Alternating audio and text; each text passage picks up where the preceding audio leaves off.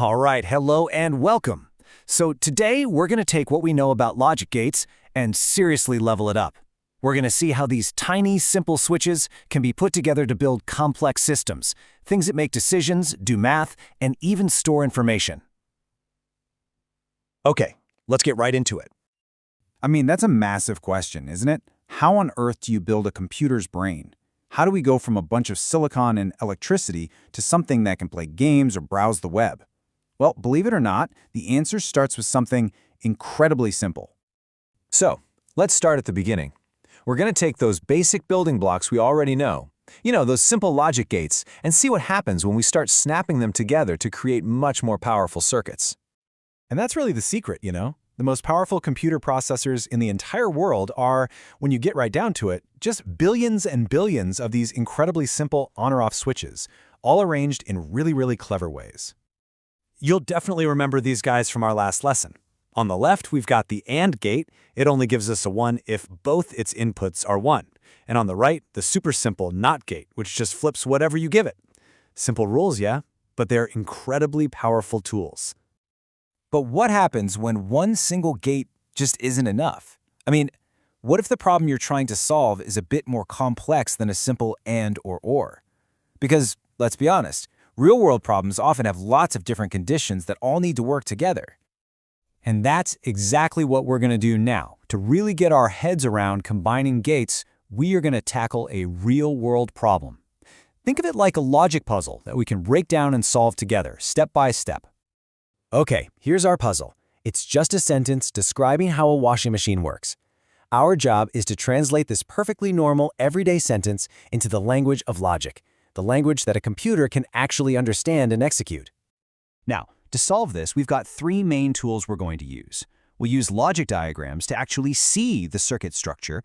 We'll use truth tables to test every single possibility, making sure it works. And finally, we'll use Boolean expressions to write it all down like a math formula. And here's our game plan. It's a clear, 5-step process that'll take us all the way from that sentence to a fully working and tested logic circuit. If we follow these steps, even a complicated problem becomes totally manageable. Okay, step 1. Let's find our inputs. So, what are the things that can change? The conditions? In our sentence, we've got 3 of them. Is the button pressed? Is the timer set? And is the machine full? Those are our 3 input wires. Step 2. What's the end result we're looking for? The single outcome? That's easy. We want the machine to turn on. This is going to be our one single output wire. All right, next up, we'll identify the operators, and then we get to the fun part, drawing the diagram. So looking at the sentence, we see 2 key words, or and. Those are our logic gates. The sentence says, button is pressed or a timer is set.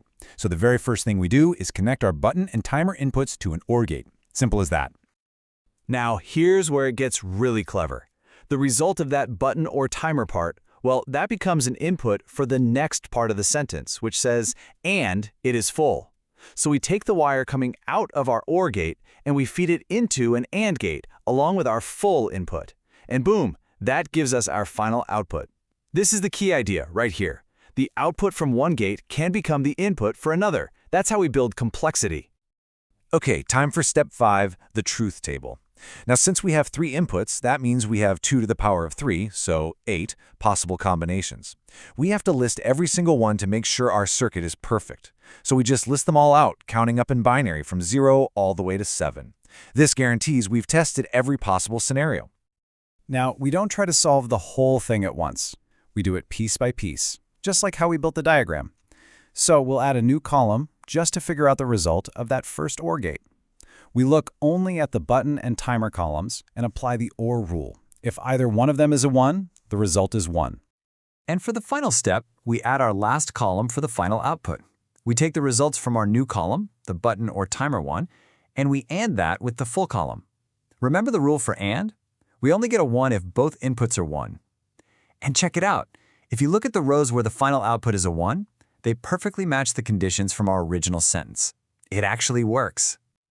So what's really cool is that this whole system, the sentence, the diagram, the truth table, it can all be boiled down to this one clean, elegant line of Boolean algebra. And notice the brackets. They're super important. Just like in regular math, they tell us the order of operations. We have to do the OR part first before we do the AND.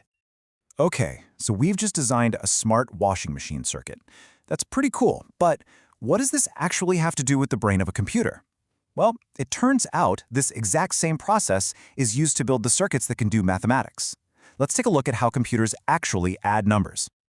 So, you think this method of combining gates is just for making smarter washing machines? No way. This is the fundamental principle behind every single calculation your computer ever makes. Right. Have a look at this circuit. It uses a new gate we haven't seen before, called an XOR gate. That stands for exclusive OR. It's kind of like a normal OR gate, but with one really important difference. It only outputs a 1 if the two inputs are different from each other. So by combining an XOR gate with an AND gate, we create something amazing, a circuit that can add two binary bits together. This little thing is called a half adder, and it's a core building block of any computer's processor. Remember when you first learned binary addition? How 1 plus 1 equals 10? Well, this is how a computer actually does it.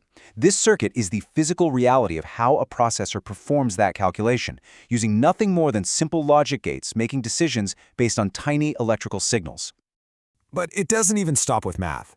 See, once you can combine gates to make decisions and do calculations, you basically have the building blocks for almost everything a computer does.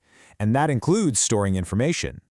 For instance, if you wire up some gates in a very specific loop, you can create a circuit that can hold on to a value, a 1 or a 0, even after you've taken the input away. This is called a latch, and it's the basic idea behind how computer memory and solid-state drives store every single bit of your data.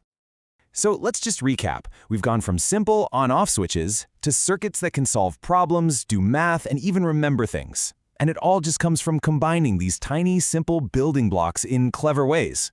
So the final question is, if they can already do all of this, what else can they build? The possibilities are, quite literally, endless.